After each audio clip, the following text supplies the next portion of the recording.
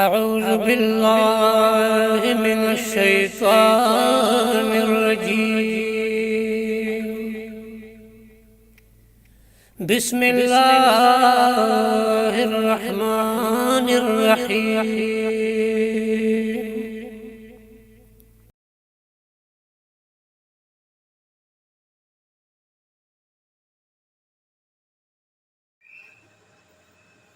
أعوذ بالله من الشيطان الرجيم.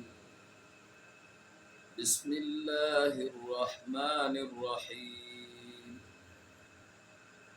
ألف لام ميم. ذلك الكتاب لا ريب فيه هدى للمتقين. صدق الله العظيم. سورة البقرة مدنية. دا سورة چه دے دا سورة البقرة دے او مدنی سورت تے ہجرت نمخ کے نازل شوه دے. دے سورت تا سورت البقرہ زکوئی چه پا دے سورت کے د بقرې او د غوا د ذبح یو واقعه ذکر شوی ده. نو په دې وجه د ټول سورت ته سورت البقره ویلی شي. ربط د دې سورت البقره د سورت فاتحه سره هغه دا دی چې سورت الفاتحه کې دعا و الله مونږ دا دعا ښودلې وه چې اهدنا الصراط المستقیم، وښیه مونږ ته او روان که مونږه او قائم وساته مونږه په نیغه لار باندې. نو په سورت البقره کې دغه دعا الله جواب مونږ لرا کوي چې ته نیغه لار غواړې نو ذالک الکتاب لا ریب فیه. دا کتاب چې دا قرآن کریم دی نشته د هیڅ شک په دې کې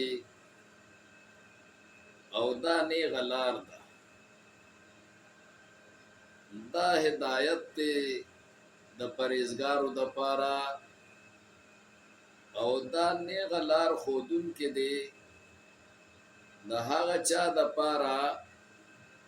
چې څوک نیغه لار اختیارول غواړي. او دا د پیغمبرانو لار ده او دا د توحید لار ده. نو دا نیغه لار چې ته غواړې نو دا قرآن نیغه لار ده، په دې باندې روان شه. د دې سورت البقره د فضیلت په باره کې یو دو حدیثه تاسو ته پیش کوم. صحیح مسلم شریف کے کتاب صلاة المسافرین و قصرها کے یو حدیث نقل شوه دے دا ابی امامہ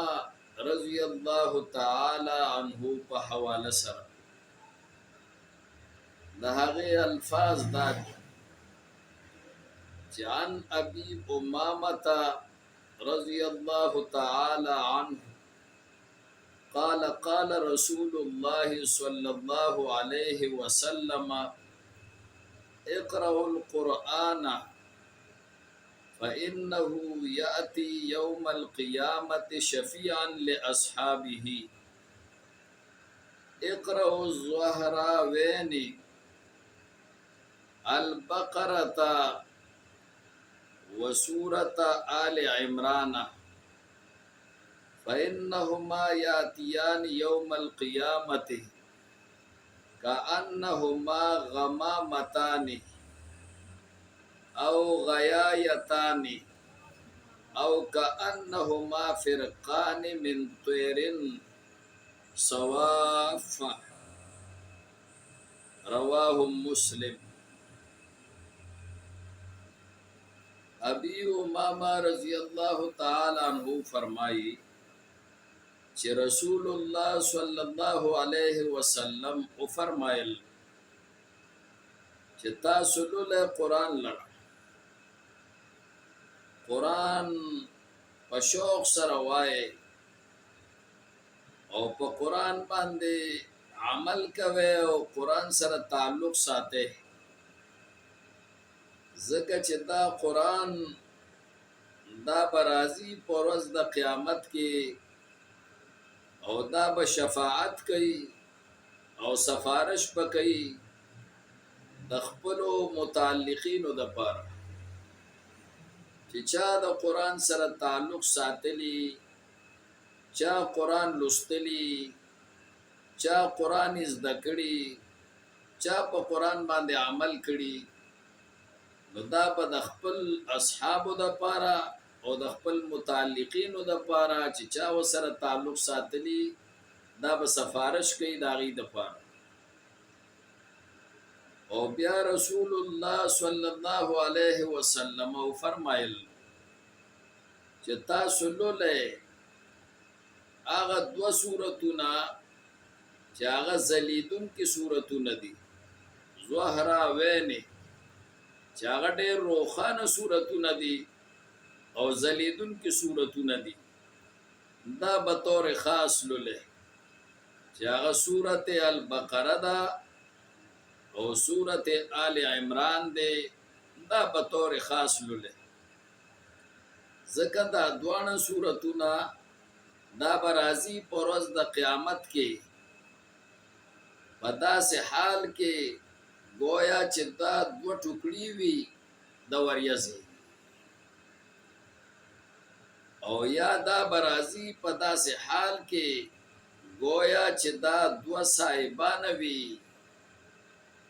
د صاحبان په شکل کې برازي او دا دواړه سورتونه به پر ورځ د قیامت کې راځي کانهما فرقان من طیر صوافا گویا چې دا دوه ټوکړي وي دا دوه ټوکړي وي د مارغانو په داسې حال کې چې هغه دوه ټوکړي د مارغانو هغه صفونو کی او قطارونو کی مطلب د رسول الله صلی الله علیه وسلم د ارشاد مبارک دا دی چې پر ورځ د قیامت کې به د سورت البقره ته او د سورت آل عمران ته الله تعالی مثالی شکلونه ورکړي او دا به مثالی شکلونو کې راځي او هغه مثالی شکلونو کې با دا الله ته مخامخ کیږي او دا به د خپل متعلقینو د پاره چا چې دا سورت البقره او سورت الفاتحه دنیا کې لوستلی او د زده کړي او په دې باندې عمل کړي نو دا به د الله په دربار کې سفارش کوي د خپل متعلقینو د پاره او د خپل تعلق لرونکو د پاره. نو د دې نه دا معلوم شو چې سورت آل عمران او سورت البقره دا ډېر عظیم الشان سورتونه دي او د دې تلاوت ډېر ډېر پکار دی او دا پر ورځ د قیامت کې به سفارش کوي د هغه چا د پاره چې چا دا لوستلی. دویم حدیث کې او دې حدیث کې ورپسې رسول الله مزید هم فرمایلی چې اقرأوا سورة البقره چې تاسو بیا به طور خاص په دې سورت البقره او سورت آل عمران دوانو کې بیا به طور خاص سورت بقره ډېر ډېر لولې اقرأوا سورة البقره لولئ تاسو سورة بقره ډیره فإن أخذها بركة وتركها حسرة ځکه چې د دې سورة البقره نیول یعنی د دې تلاوت کول او په دې باندې ځان پوه کول او په دې باندې عمل کول دا ډېر لوی د برکت سبب دی د دې سورته البقره سره تعلق ساتل دا سبب د برکت دی او د دې پر خودل او د دې نه غفلت کول دا سبب د حسرت او د افسوس ته او د ندامت ته پرز د قیامت کې په طور خاص د سورته البقره رسول الله صلی الله علیه وسلم دا فضیلت بیان کو چې دې سره تعلق ساته نو ستاسو په جون کې به برکتی او چې دې سره تعلق نه ساته نو دا به ذریعہ د ندامت او ذریعہ د افسوس پي او ذریعہ د پیمانتیا وي پروز د قیامت کې نو دا د دې سورته البقره لوی فضیلت چې حضور بیان کړي او بیا رسول الله صلی الله علیه وسلم فرمای ولا یستطيع البطلة